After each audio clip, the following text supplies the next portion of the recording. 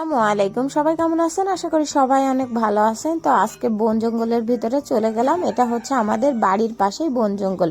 আসলে এমন একটা খাবার রান্না করছিলাম, এটাকে আমাদের গ্রামের ভাষায় ঘ্যাটকল বলে। আপনারা কখনো খেয়েছেন কিনা আমি জানি না। অনেক জায়গায় ফরিদপুর অঞ্চলে ঘেটকলের পাতা খায় বাট ডাটা খায় না, কিন্তু আমরা কিন্তু ডাটা খাই, পাতা খাই না। তো এটা খাওয়ার একটা উপকারিতা আছে। তো এই ঘ্যাটকলটা খেলে গায়ের ব্যথা মরে যায়। তো এই যে ঘ্যাটকল তুলে আনলাম, এনে এইভাবে বোটার মতো করে সিলে সিলে রাখতে হবে এবং এটা বেটে খাইতে সব থেকে বেশি মজা লাগে। অনেক সময় আটি দিয়ে ভেজে খাওয়া যায়। তো এটা প্রথমে সিলে নিয়ে দেন তারপরে বাটতে হবে। তারপর জিরা বাটা, রসুন বাটা, মরিচ বাটা, অনেক কিছু বাটা দিয়ে নিয়ে দেন ভাজতে হবে।